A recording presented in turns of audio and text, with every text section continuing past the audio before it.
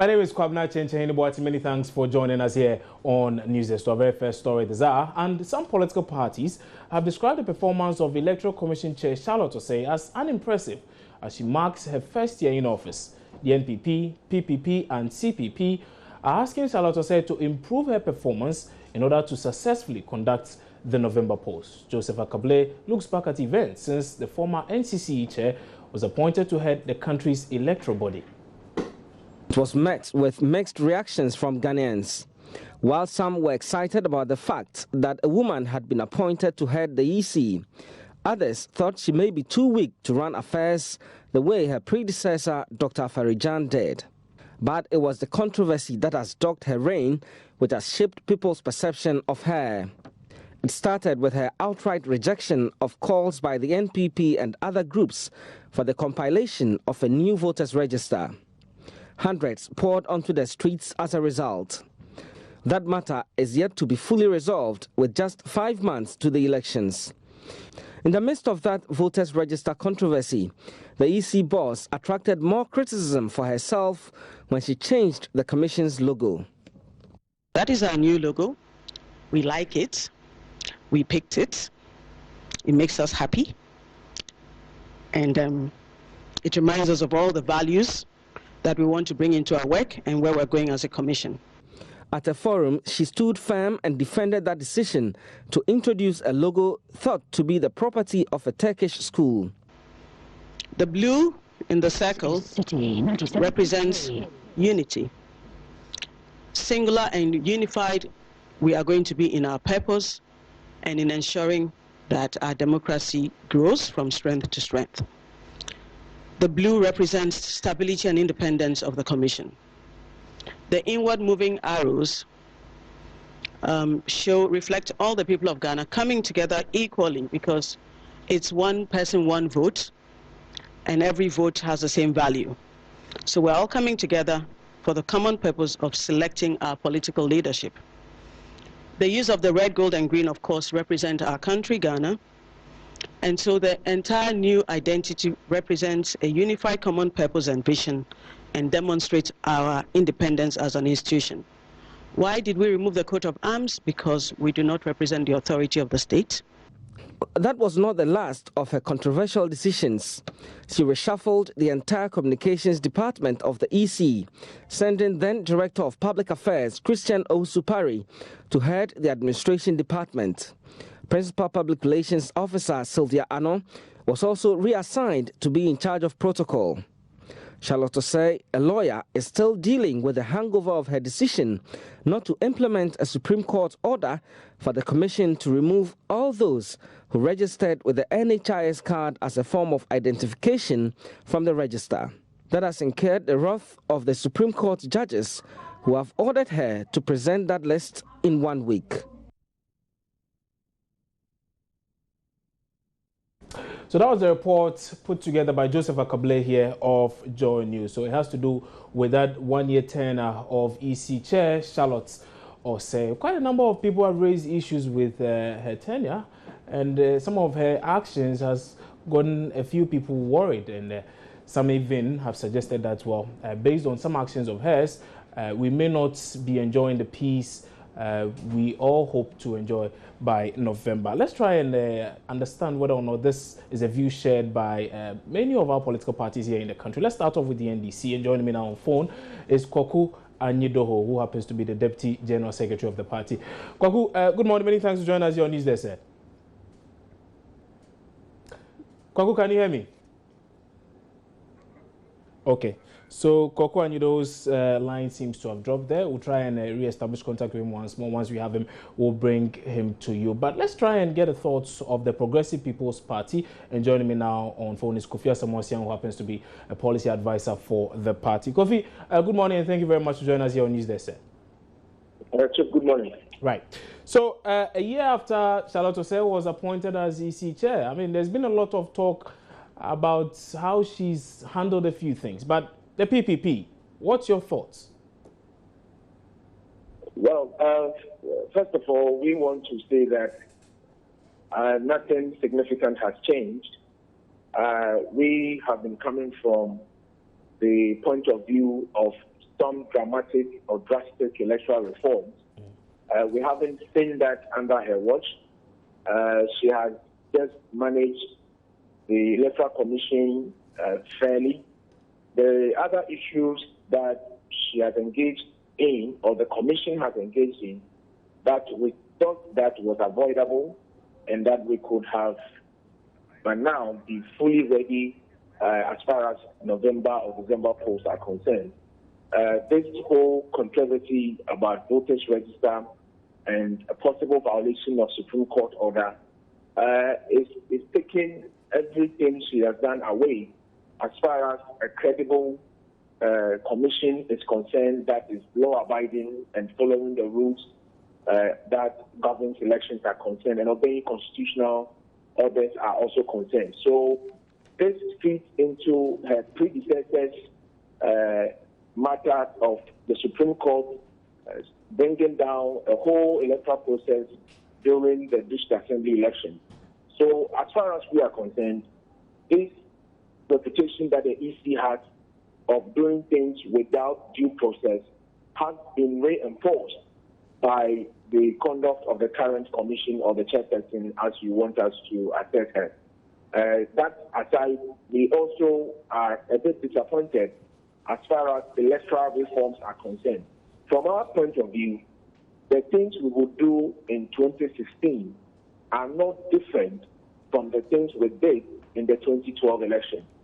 So, in our view, the management processes or the electoral processes has not changed much, and we were wishing that she, being a new person on the commission, should have brought some drastic changes as far as election 2016 is concerned, but that has not happened. Kofi, I'll let you hold on briefly. Let me rope in now Koku Anyido, who is Deputy General Secretary of the ruling National Democratic Congress, is also joining in the conversation. Koku, good morning and thank you very much for joining us. Yeah, good morning, Kwamna. So, Koku, do you also subscribe to this thought of the PPP? I mean, they believe that the EC chair has been nothing short of disappointing, particularly when it comes to issues relating to electoral reforms. Is that an assertion you agree with? I guess you have to call me my capacity as an official of the NDC, but not to latch on to the wheel of any other political party. Kwamna. Indeed. Certainly. So, good morning to your listeners. Right. Now, as a political party, we have not been too bothered about who is the EC chair, because we believe that the EC chairs don't win elections for anybody. The EC chairs only declare results based on the voting that takes place at the base of the political strata. So we prefer to engage at the base of the strata, which is the grassroots, and that's where we send our development agenda to the nooks and crannies. So we are not too bothered about who chairs the EC. What we are interested in as a political party is to understand the electoral process deeply. Hence, our loyalty to the IPAC agenda. So we go in there, we make sure we have a full grasp of the issues.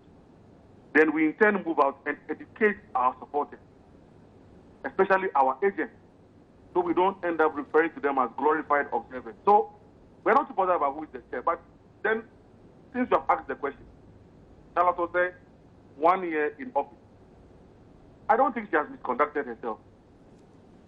If anything at all, I think that she has brought new breath to the EC in terms of trying to allow Ghanaians to understand that the EC operates according to rules and regulations, and not according to the whims and caprices of political parties.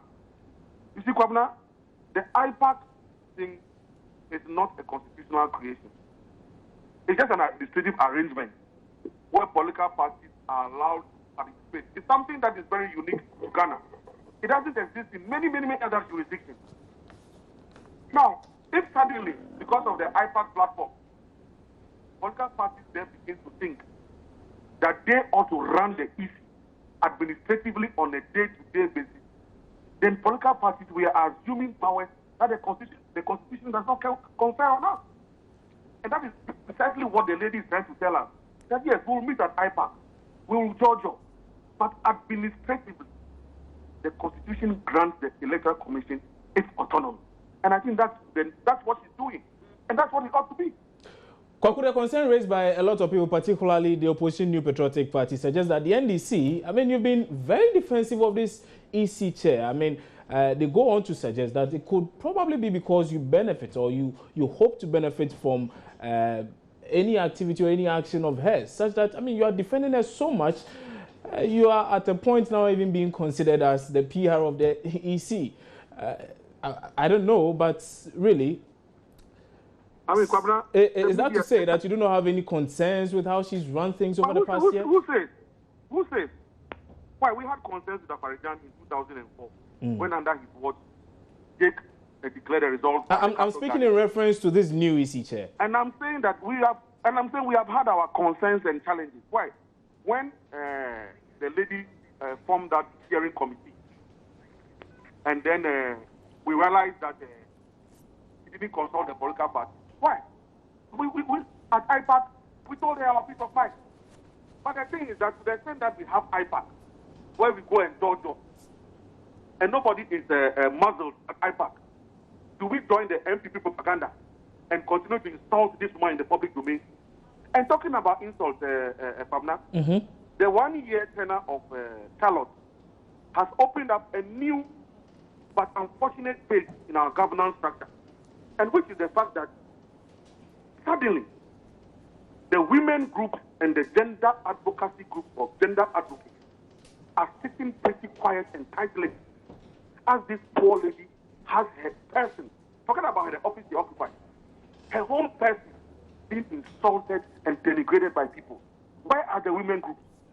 Why this sudden numbness and muteness when this poor lady, even her woman, is being insulted and being abused? It's unfortunate. Will the women's groups have the audacity and the guts to wake up tomorrow when another woman is being abused, when they have left Charlotte on her own? Yes, let's deal with the issues. If it's about institutional issues, no problem.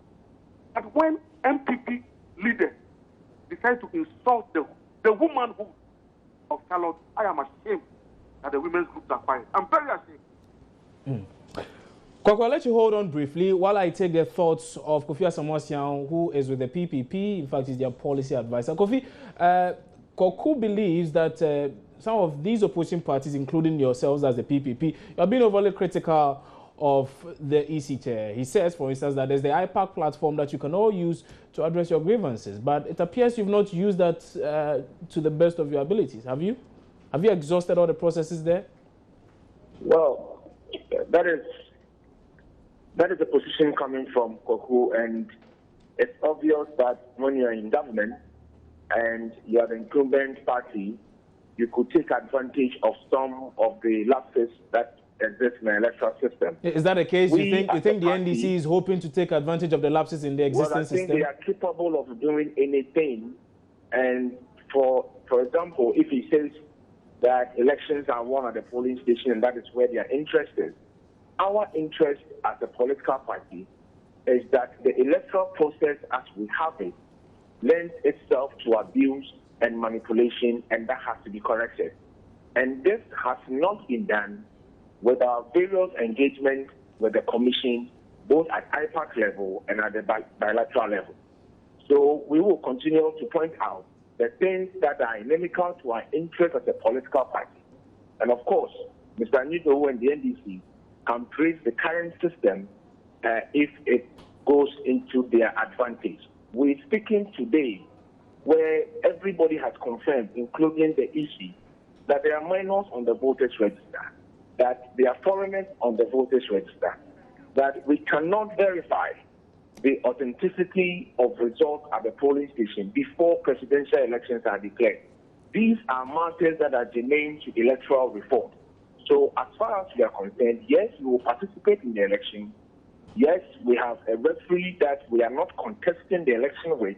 We know we have to go and compete with the NDC and the NPP. But if the process lends itself to manipulation and we see something wrong with it, until that is changed, that will become the basis or the yardstick for our assessment of the Commission chair. So that is where we are coming from. Okay. So as far as gender issues and those things are concerned, they are inconsequential. In fact, anybody, whether male or female, who occupies the chair has a responsibility to conduct elections that are credible and can stand the test of integrity. That should be the focus. This gender thing that we throw into the discussion confuses the issues that are being discussed.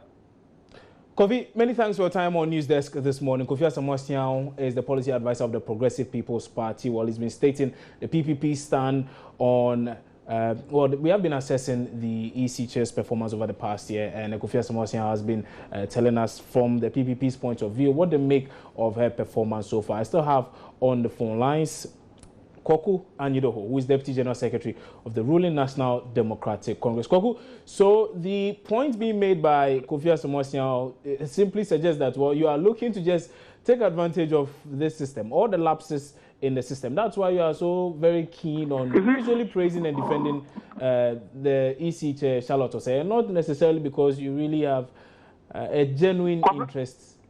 I mean, Kwabena, it's unfair. It's unfair the way the issues are being obfuscated. What are the real issues? What is the gravamen of this whole argument? That this whole idea of the change of register began with Dr. Baumia claiming that he had in his possession some register he procured from Togo, and for which reason Volta region, Togolese vote in Volta region. At that time, he said it was 10% of work in progress, and that he was going to bring us the 90% from Burkina Faso, Niger, Mali, Ivory Coast within 2 weeks. It's been a year and a half plus. The other 90% of work hasn't come. So we should, based on a 10% phantom work that was done by Baobia and the MPP, just go ahead and change the voters register. Now, in the last ruling of the Supreme Court, the Supreme Court says, provide us with a list of NHIS registrants, and then give us the procedure by which you intend to give us a credible register. Now, embedded in that ruling, is the fact that the Supreme Court, in its own wisdom, accepts that the Electoral Commission has its own systems and procedures, for which reason it is demanding that it wants to look at those systems and procedures. So what is the EC actually doing wrong? Why, at the last count, they told us that 28,000 names have popped up after the limited registration, that they did double registration. Is that not telling us that the EC has in place certain system that is able to help clean up the register? So this utopian idea, they're going to have 100% clean register. Maybe Asamoah and goes with the day Pakusi becomes president in some faraway distant history, then they can have the utopian register that they're looking for. Nobody is saying that the EC is perfect. Nobody is saying that the register is sacrosanct. But what we are saying is that we want a credible register, but not a sacrosanct one. Right. Kwaku, I'll let you hold again.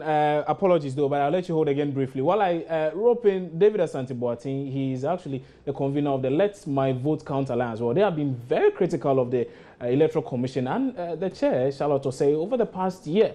They've staged a series of demonstrations. They've held a lot of press conferences and all, seeking to suggest that, well, the EC chair, her activities or her actions are not in the best interest of the country, and that some of her dealings may, in the end, not help any of us. But let's try and get your thoughts on her, particularly her performance over the past year. I'm sure by now they might have softened their stance on that. David is joining us on phone now. David, good morning. Thank you very much for joining us. So the EC chair turns one on the job today.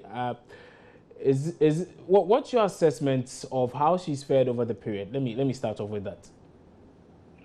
Thank you very much, Chantahini. Is that Chantahini I'm speaking to? Yes, right? Yes, indeed.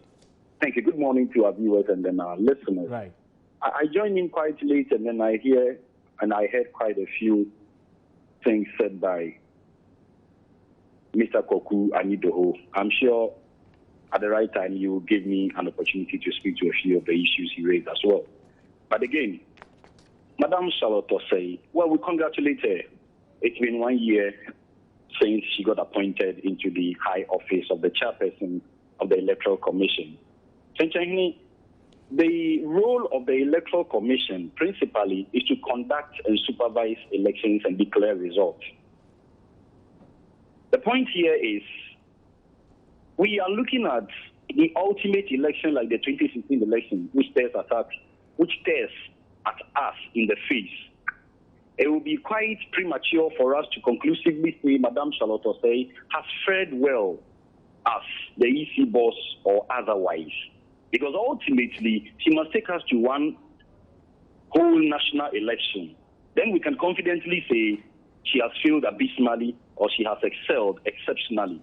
But under the current circumstance, we have also a little window of opportunity to assess her performance regarding a few of the initiatives she has taken in pursuant to the final election. This is how I see it. And for those of us in the Let My Vote Count Alliance, this is what we see. Initiatives like over 1 year, the Electoral Commissioner and the commissioners have not been able to bring the whole nation to a meaningful conclusion on the type of register we are going into the election 2016 with. Certainly, that cannot be a serious commission that we can entrust the whole election into their bosom and expect credible results. We need to fire them up. Secondly, one of the critical and most exciting achievements of Madame Charlotte Osei is the introduction of a new logo.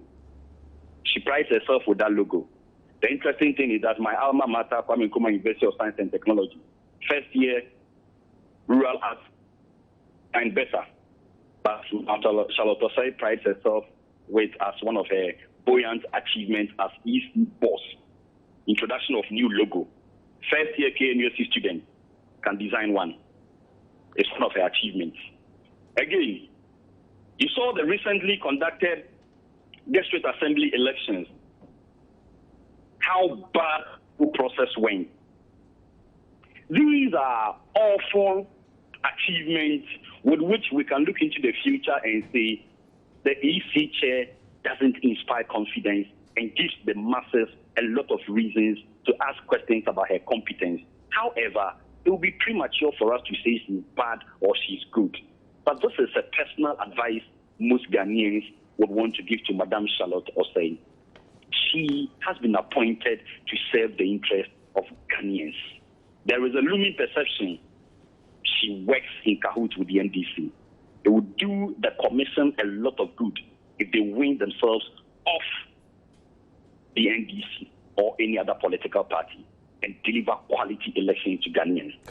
Ghana will be a better place. David, some are saying your group, that's the Let My Vote Count Alliance, you have to a large extent bastardized this EC chair. I mean, you've said so many things about her, seeking to paint the picture that she's out against a particular party. I mean, why would anyone consider such a thing? I mean, she's an EC chair, and like you said, her job is to ensure fairness in the elections. So what is the reason? What is that sole reason that gives you some sort of reason to believe that, well, she's probably out against your party or any other party for that matter, and is particularly keen on getting the NDC to win the elections?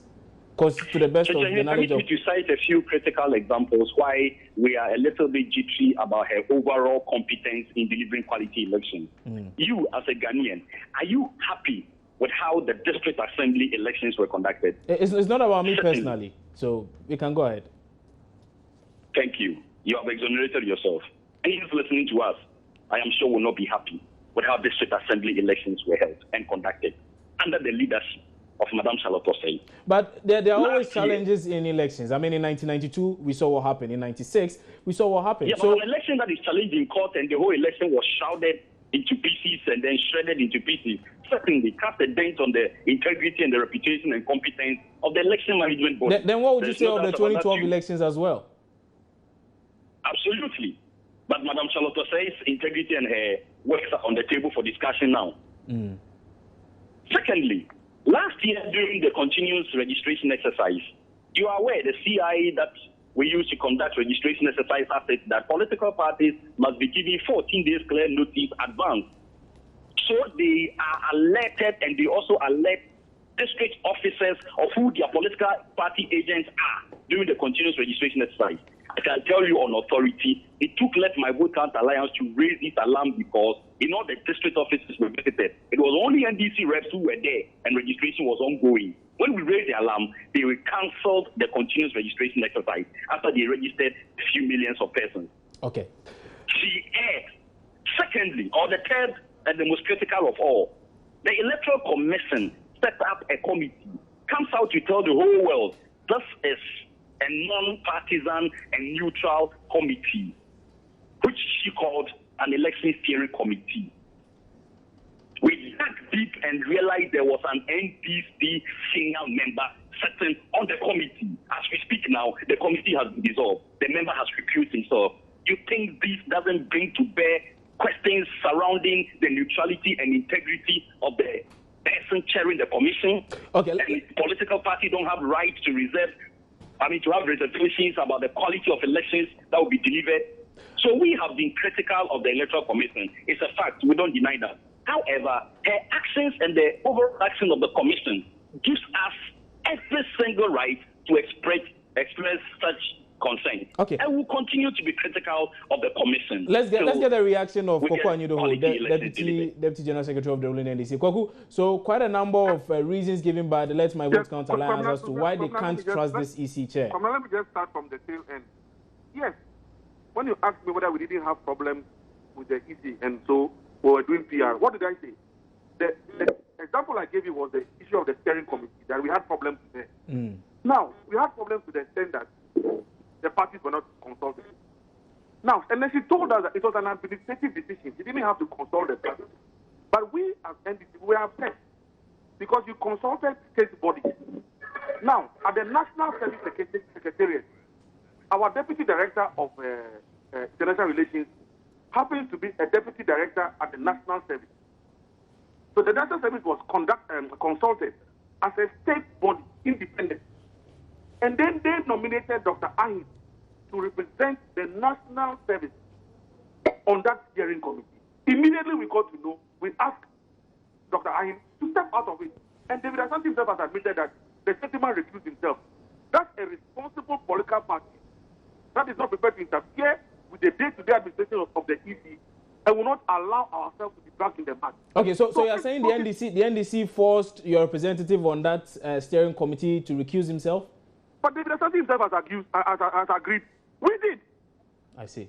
We did. I spoke to Kwesa White personally on behalf of the General Secretary. That please, no, we don't want ourselves entangled in this mess.